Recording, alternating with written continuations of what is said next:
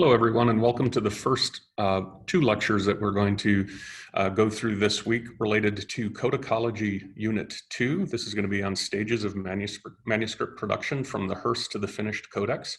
In this first lecture, once I get it started, we're going to be talking about the process that will take a manuscript from hanging on a hearse as a dried piece of parchment all the way through the written, rubricated, and illuminated process. So let me get this PowerPoint loaded up for you here. Okay, so when we left off at the end of Codicology 1, Lecture 2, we had just finished covering how a piece of parchment getting ready for the manuscript creation process travels from being skin on the back of a live animal all the way through the parchment making workshop, ultimately to be a finished piece of dried skin hanging from a hearse, or the frame on which a skin is stretched and dried. We talked there about how that last step of the parchment creation process was to cut that skin from the hearse. And typically what you would wind up doing from that point on is, if you wanted a particularly large format manuscript, you would leave that skin relatively intact and cut away the uneven edges. But typically what happened is a skin would have been cut, depending on the size of the animal, into 2, 3, or 4 roughly equal rectangular sized sheets.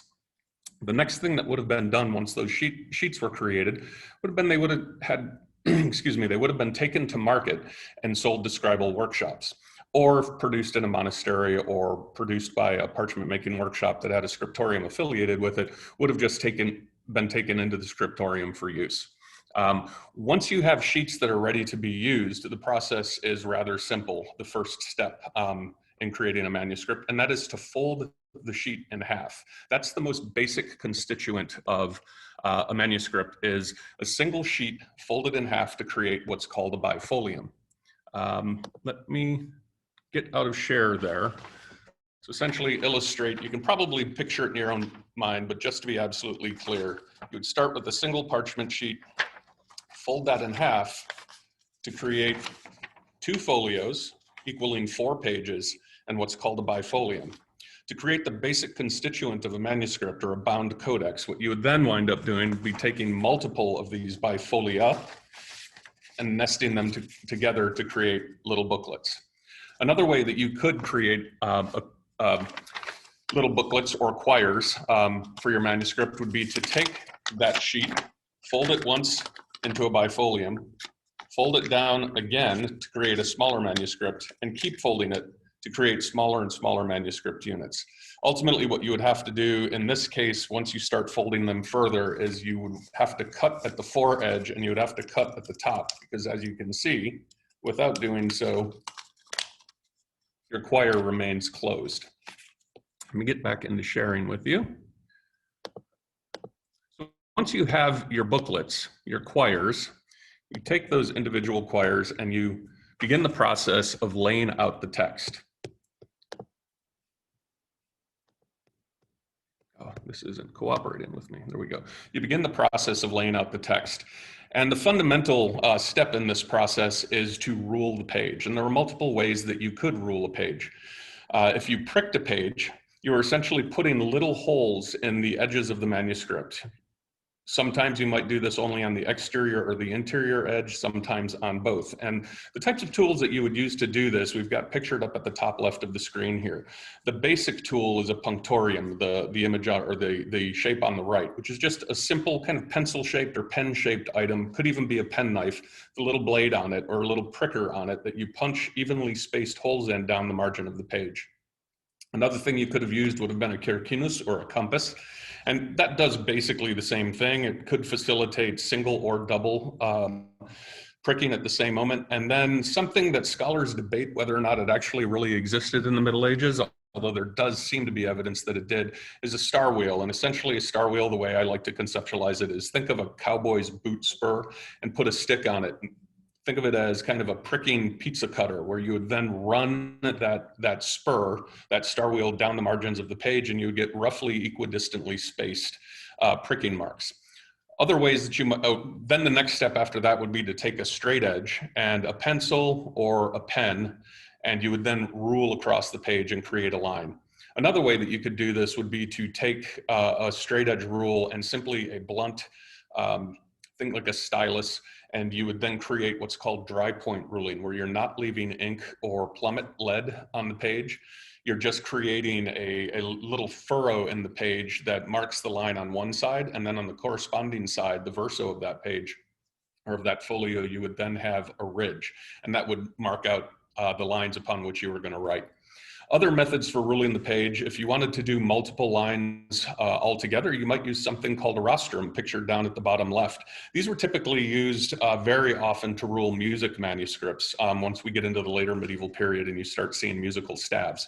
But you could get multiple lines ruled in one go. It's just an efficiency measure. An even greater efficiency measure was to use what's called a ruling frame, and we see that pictured here on the right. It's a rather flexible tool for ruling, where you have a piece of wood, you drill multiple holes in it as you see here, and then you just run string through it.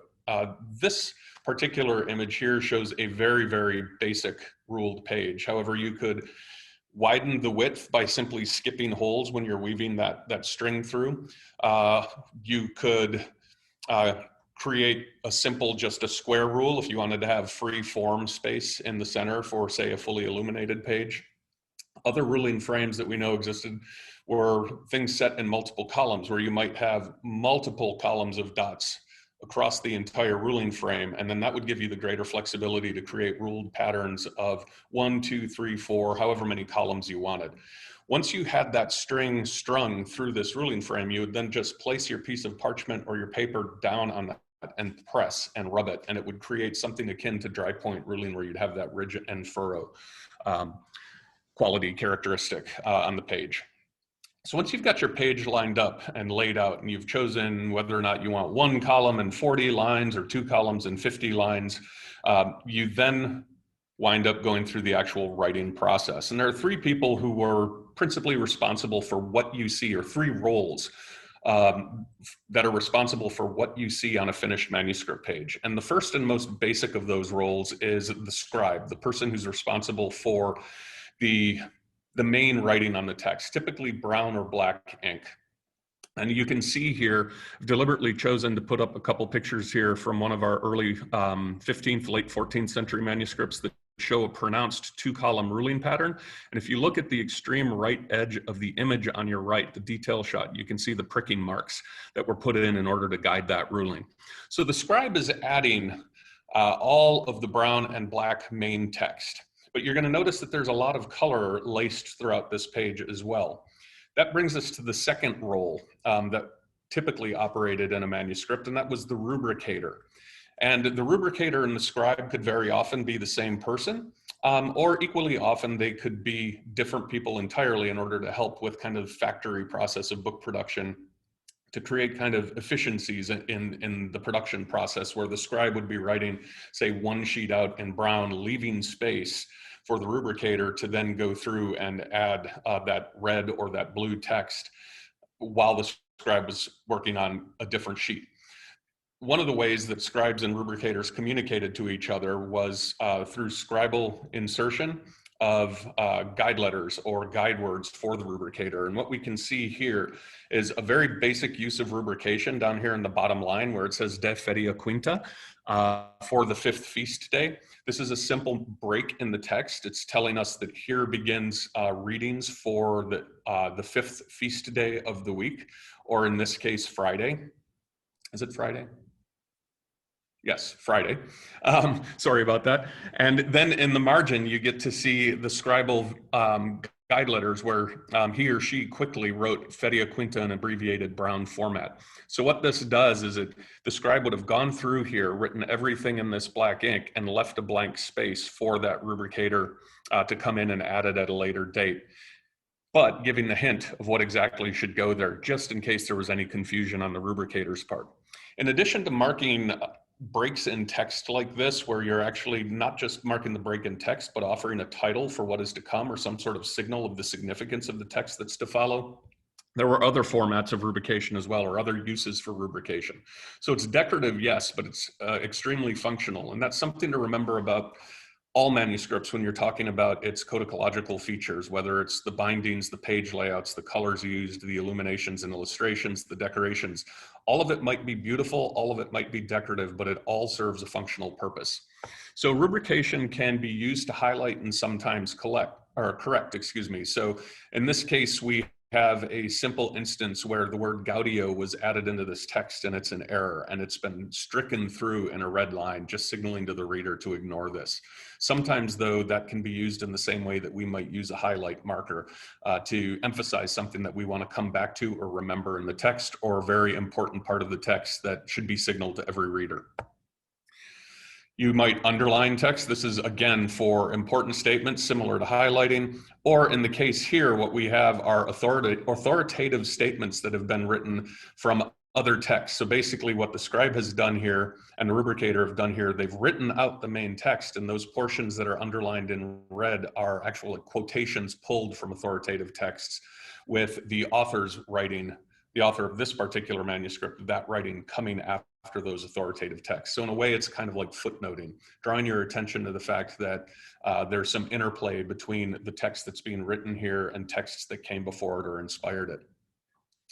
A lot of times rubrication is used to itemize and list different components of text or different thought units, tables of contents, things like that. So if you look in this top image under itemization, you've got a red pilcrow or paraph mark immediately followed by the letters IT, an abbreviation for item, item. Here is one thing. We have the statement, we have the list, then the next item in that list is added in, but it's signaled by yet another red pilcrow. Underneath that, we have alternating blue and red rubrication, the letter D in this case, followed by a stroked letter E in red. That is just essentially helping set off different chapters or different sermons that can be found in a compilation of sermon manuscript that we have in our collections. And then finally, you can use really basic rubrication, like just for a minute, focus on just the blue letter E, or in the associated image, the blue letter H and the red letter E, and then those rubricated Roman numerals afterwards to set off new sections of text in a really basic way. So in this case, we have the letters and the Roman numerals working to mutually reinforce each other. So in this column 1 in the HE image here on the bottom right, we've got the Roman numeral 15 telling us this is chapter 15 from one of the biblical books.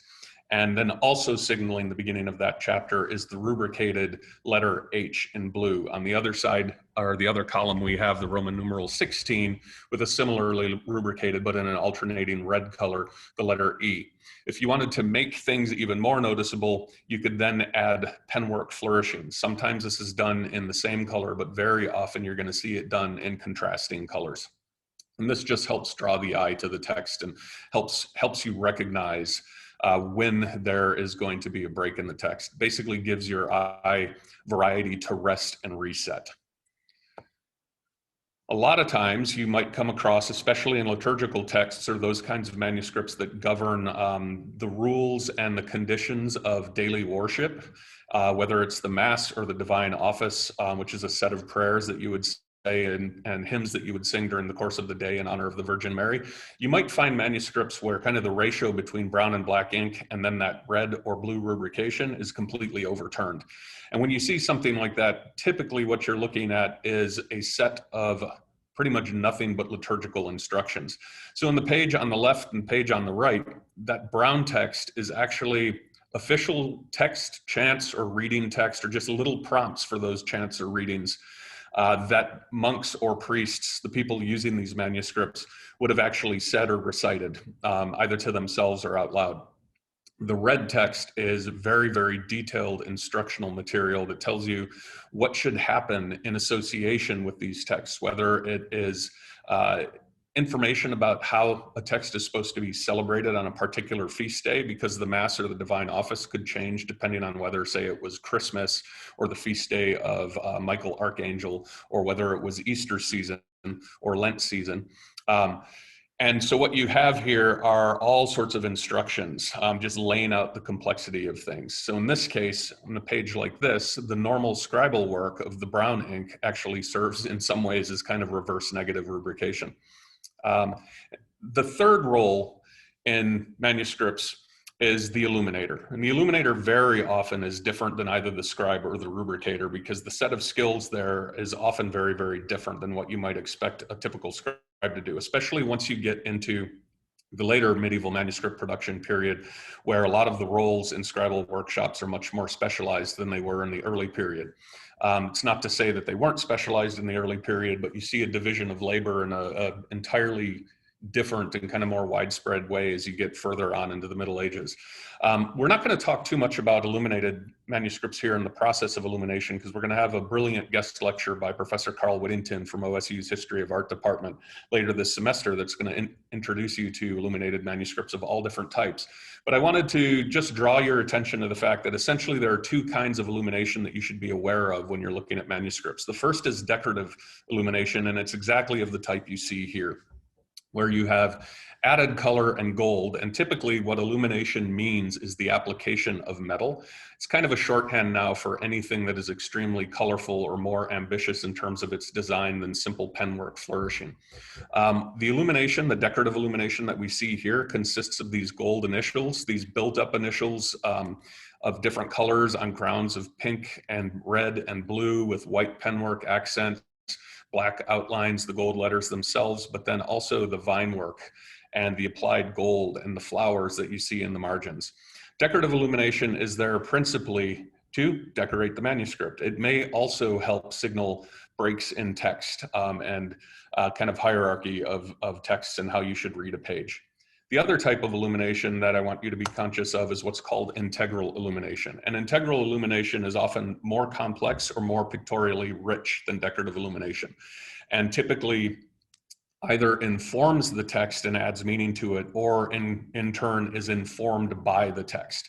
So in the case here, looking clockwise from the top left, we have a half page or 3/4 page miniature of St. Catherine of Alexandria in one of OSU's manuscripts, which is a little life of St. Catherine of Alexandria. And this illustration actually depicts everything that happens in the course of the text describing the life of St. Catherine of Alexandria. So we have a very, very integral illumination there. The other three illuminations are simple historiated or inhabited initials beginning different books of the Bible. So on the bottom left and the top right, we have different depictions of the prophet Ezekiel. In the top right, we essentially have an inhabited initial where we just have Ezekiel holding a little booklet, a little quire that represents his prophecy. The bottom left image, we have Ezekiel, and that is more of a historiated initial that's telling us a story. We have Ezekiel sleeping in his bed, receiving his vision, his dream vision of this prophecy. And above him, in the top register of the letter E, we have the four gospel symbols, the bull, the man, the lion, and the eagle staring down onto Ezekiel, indicating that the prophecy of Christ and the reality of Christ to come in the New Testament is being sent down to him in this dream vision. On the right, we also have an inhabited yet historiated initial, and this is opening the book of Isaiah. There was an apocryphal story that the prophet Isaiah was martyred by being sawn in half, and that's exactly what we see depicted here. So we have decorative and integral illumination.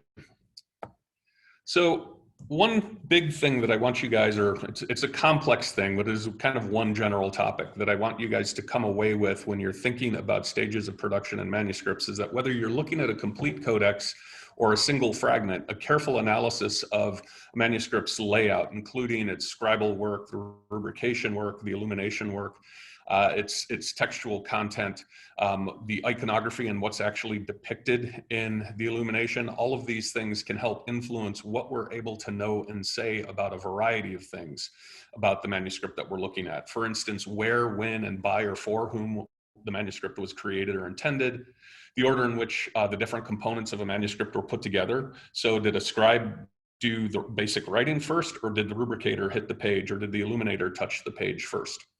Sometimes we can't tell this, but very often we can tell. How did different workers like scribes, rubricators, and illuminators all collaborate to produce the finished book? What kinds of tools did they use to finish that? Very often we can see marks of these tools on the finished page. Sometimes we can even know based on how much, say, red is on a page, how much rubrication or illumination is on a page, how long it might have taken to make the manuscript and how much it cost. Now, generally speaking, we have to look outside the manuscript that we're looking at to get firm information or somewhat firm information on that. But there are payment records that exist, especially for later medieval manuscripts, that tell us exactly how much rubricators and illuminators and scribes charged for their work. So we can turn to those kinds of sources and compare that to the manuscripts that we're looking at in order to get a sense of how much it would have cost or how long it would have taken to make. And finally, we can look at these tools or these signs to figure out a little bit more about how a manuscript was intended to be used. What I'd like to do now is walk you through a few manuscripts that are available here that show us some of these questions in action. So here's one where we can actually look at and see the collaborative process of production, the order of operation, it's what it's called. What comes first, the scribal work, the rubrication work, or the illumination work? And in this case, we have a heavily damaged manuscript from a breviary, or a manuscript that encapsulates all of the prayers and hymns and chants and things that you would sing and recite for celebrating the office of the Virgin on a daily basis. And what we see here is a clear indication that illumination comes last, and that the rubricator also served in some regards as the decorative illuminator. So we have the scribal work that came first in brown. And we're pretty certain that this is the case simply because of the amount of unblemished, so to speak, space that has been left for the red letters. A lot of times, if the rubricator has come first, the rubrication work winds up bleeding into the area. They extend too far into the area that's needed for the scribal work. In this case, it's pretty clear that the scribe went in first, wrote the brown text, and then left pronounced space for the rubricator that they then filled in. And in fact, we can confirm this if you look in the second column and you go down 1, 2, 3, 4, 5, 6, 7, 8, 9, 10, 11 lines, you can see a rubricated capital letter A, in which the stroke of that A at the top, the red, overlays the brown. So we know that the rubrication came in after the scribal work. And very, very obviously, we can see that illumination was a process that happened later. So the rubricator has gone through and added pronounced red and blue decoration around the entire perimeter of this leaf. But we only have a cartoon for what should have been an illumination of a man on horseback. It's a little bit hazy and a little bit hard to make out. It might have been a knight. It could have been a bishop or a monk, or who knows. But that cartoon, the rough draft of what should be in the illumination, was added in, but the illumination itself was never finished. That sometimes is an indicator that whoever was commissioning this book didn't have enough money to finish it, or perhaps they just decided to not fully illustrate it for whatever reason. We can look at this kind of evidence also to figure out more information about the localization and of where the manuscript was produced, when it was produced, and contextualizing its production and use. So this is a single folio from a manuscript that I have spent years working on. The very first time that any scholar described this manuscript, it was described as a 14th century Bible. But getting to grips with the decorative and illuminated elements, the ruling patterns, the size of the manuscript page itself, all of these things allow us to better localize and better date the manuscript. So as I mentioned, it was originally identified as a 14th century manuscript and moreover a 14th century manuscript from England. But all of the evidence that we can see on the page tells us that this is not the case. So the size of the folio, it's 220 by 145 millimeters. And statistically speaking, Bibles produced of that size were principally made between about 1190 and 1220 or 1225. Now, there are exceptions to all of these rules, these little tweaky rules about looking at manuscripts, but by and large, the statistics very often do bear out as being consistent and reliable. So the size of the folio suggests to us very, very immediately that this is, say, an early 13th, first quarter of the 13th century Bible. The script type also helps reinforce that. It's what's called Perlschrift, pearl script, and it's a very small, delicate type of writing that was that evolved from a handwriting that developed really late in the second half of the 12th century to provide standardized commentary alongside biblical text. As we get into the 13th century, this handwriting was developed as the principal handwriting that would be used to render Bibles in increasingly smaller formats. And we'll talk more about that in several weeks when we hit our Bible lecture.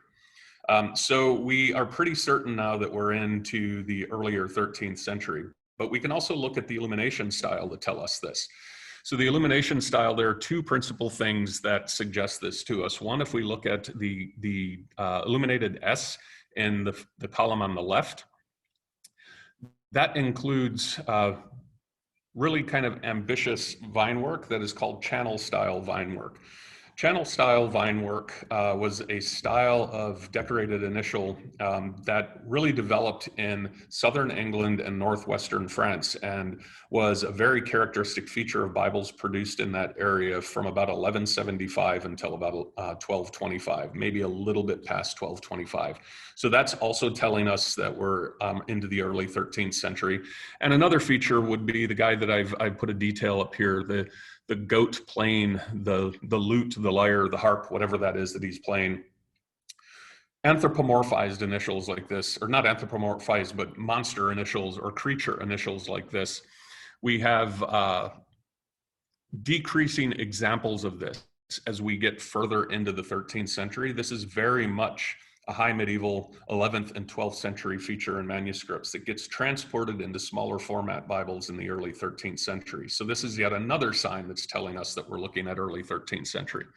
So we're pretty certain by this point that we're looking at 1200 to 1225, but what about that ascription of England as the place of origin? There are a couple things here that tell us that this is not the case.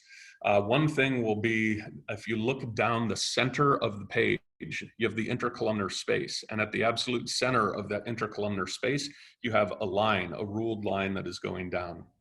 That is principally a ruling pattern feature associated with northwestern France. So I got a good sense now it's from northwestern France, but there's one other feature I want to draw your attention to that helps us confirm this. It's a little hard to see in your image, but if you look at the top left image and you look at the perimeter of that gold field on which is sitting that musical instrument playing goat, you can see a stipple pattern where a little pricker was used to put dots in around the gold. That is a very characteristic feature of gold work in illuminated manuscripts that developed specifically in northern and northwest France in the late 12th and very early 13th century. And we can very specifically associate this style when we look at the style of the actual figures, the colors that are being used. This brilliant blue is very much a French blue, for instance. We can use that to pretty well ascribe this manuscript to a trio of different workshops that we knew were operating in the early 13th century between Paris and the English Channel. So if you combine all of these features, you can actually tell a lot about a manuscript. And in this case, we get all of this information from one single page of a manuscript. We won't spend as much time on this, but I wanted to talk a little bit about the shape of a manuscript, some reader's editions in green ink. So here's another manuscript that we know is from a similar time period to the manuscript on the previous slide, but this one is decidedly from England. And the way that we can tell this is because of the square format of the actual parchment. This is a remarkably square book. Typically, French manuscripts and Bible manuscripts of this period are much more oblong and rectangular in shape. A lot of English Bibles produced during the same period, however, are square format.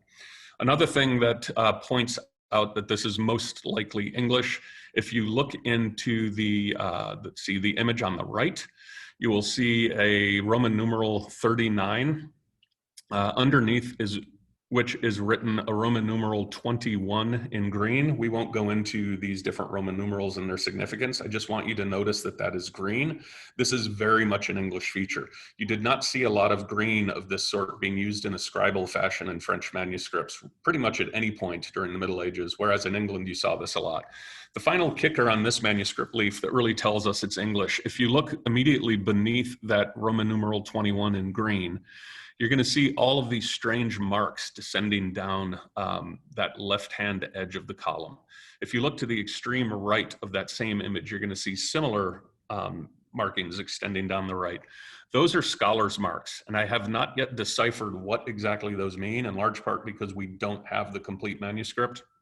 But those are scholars' marks. They're individualized scholarly reference annotations that are very, very specifically used in Oxford. So we have absolutely no doubt that this is an English Bible, likely either produced in Oxford or London, but definitely used in Oxford or by an Oxford-trained biblical scholar. We can also look at kind of the size and shape of manuscripts to help tell us when and where they might be from and how they were used. And as you will be learning through Professor Lockett's lectures on paleography, you can look at script styles and the way scribes wrote in order to help date and localize manuscripts. So in this case, if we look at the layout, we're looking in each case at a single column format in which the first line of text, or excuse me, the first initial of each line of text is separated by a space from the rest of the line. Looking at that immediately tells us that this is poetry, it's verse. So we can learn something about this text before we even know what the text is. It's narrow in format, and let's focus on the image on the left for this. This was a narrow format manuscript called a holster book. So very, very narrow and designed to fit in the pocket of a robe. The position of the initials we've already spoken about. The punctuation, as you can see, which you can see at the end of each line, also helps tell us that this is verse. And then if we focus on the script, the image on the left is very, very much a mid-13th century Parisian Gothic bookhand, whereas on the right, those letter forms are very distinctly 14th century English with the influence of Anglicana. So the Anglicana especially is a form of handwriting that really allows us to localize the production of a manuscript because this was a script only used in England. We can also look at manuscripts to reveal tools of the trade. And it's probably going to be a little hard for you to see on this slide and in this lecture, but if you pay especially close attention to the beginnings and endings of the musical staff lines in the image on the left, you're going to see that those lines end almost uniformly. All four lines of each staff on both left and right. That immediately tells us that this was not ruled line by line, but this page was ruled with a rostrum or a rake. Let's take a look at the letter H, that big decorated letter H. Let's move to the top middle image. Very, very ambitious, extremely proportionate circles in operation in this decoration. And let's go down to the bottom right image. And if you look at the center of that image, I've backlit it in order to help bring out that dot. Do you see that clear dot right at the center? That is a pricking hole from a compass where the sharp end of the compass has been put in and then set with the pen nib and then rotated to create a perfect circle. So you can see the actual evidence of the tools of the manuscript maker's trade operating here. We also have suggestive qualities of inks and pigments, and this is another one that might be difficult to look at or to see in person. But here we have very, very black ink if we look at the image on the left. The image on the right is a view of the same page, but from the verso side. And with a little bit of light behind it, you can kind of see that there's a greenish tinge to this black ink, and that immediately tells us that this is an English manuscript. Another thing that tells us that once you get familiar with paleography is the style of script that is used on the other side. But if you had any doubt, very often you can backlight manuscripts and look at kind of the latent shading of the inks and the pigments that are being used to help you determine whether or not it's from England, from France, from Germany, from Italy, etc. A lot of times you can look at manuscripts and immediately tell that there are complexities in terms of where they were produced or by whom they were produced. So in this case, what we're looking at is a Bible manuscript from the mid-13th century, and it is decidedly an Italian Bible manuscript, and we know this based on the style of script, which is a good Southern textualis, and we're going to learn about that later on in the semester. What's interesting here, though, is that the illumination and the rubrication styles are not Italian. They're very, very much Parisian in style. So what this is suggesting to us, and we know that this happened with manuscripts during this period, and this was likely a Bible written in Bologna. So Bologna and Paris were the two major centers of Bible production. Paris was by far the biggest center, but there were lots and lots of Bibles being made in Bologna as well. And we have evidence that Bibles would move from one center to the next, not just as the personal property of scholars or friars or priests or churchmen who are changing locations, but as part of the manuscript production process. And this worked really in two ways. The manuscript itself, in this case, may have been scribed and rubricated in terms of just the basic rubricated text. That might have been done in Bologna. And then that manuscript could have been shipped north to be decorated and illuminated by a Parisian rubricator and a Parisian illuminator. What's more liable to have happened in this case, though, is that the whole thing was made in Bologna, but the person who wound up doing the decorated and rubricated initials and that illuminated initial and all of the little flourishing elements around the initials was likely trained in Paris. So you can see transmission of different styles across Europe by looking at a manuscript that if all you're going to focus on is the script, you're going to say this is an Italian manuscript. But if you pay attention to other elements, it becomes much more complex.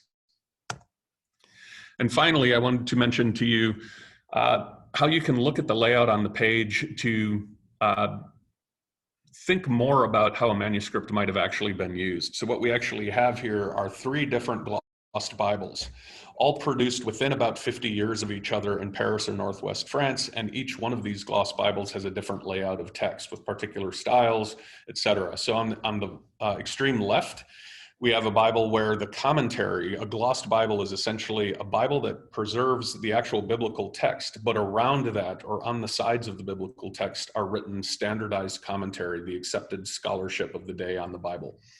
The image on the left, we have very, very sparse glossing. The image in the middle, we have a central column of text with the Bible written all around it, and then more glossing written in between the lines. In the Bible on the right, we have a much more kind of complex, convoluted format where that biblical text is larger and is written in kind of irregular lines, and the marginal text in smaller writing is marginal commentary and is the standardized commentary. And these all suggest different ways that these Bibles were used. So on the left, with the very sparse commentary, we see a Bible that was likely used for lexical glossing only, so for speaking about individual words and terms in the Bible. And this is something that a lecturer could have easily used and had in class and referring to this while talking to his students. The one in the middle is also very suitable for kind of in-class use, but it gets a little more complex. It's suitable for in-class use because for the most part, the marginal glossing and the interlinear glossing does line up. It's located very close to the biblical text upon which it's commenting.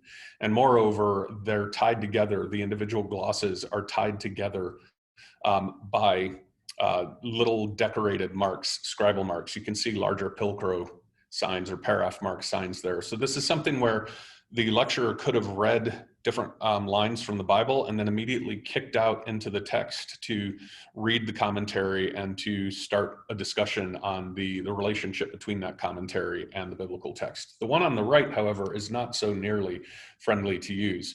We have marginal commentary signaled with these very ambitious, in some cases, red and blue pilcrows.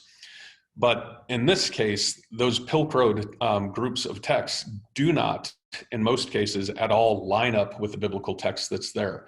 So if you're going to use this as a lecturer, you'd have to be flipping pages. You'd also have a very large volume that you'd be trying to manipulate while teaching. So what this suggests to us is that it was not for classroom use, but was actually a reference copy that would have been, say, in an institutional library where a lecturer or a student would have gone in order to consult that standardized commentary and take his or her own notes. So that ends Codicology 2.1. You're going to have an opportunity to see many of the manuscripts that we discussed in this class today, and I encourage you to do the online exercises that we've posted and come with questions, and feel free to email me and contact me if you have any questions about this lecture.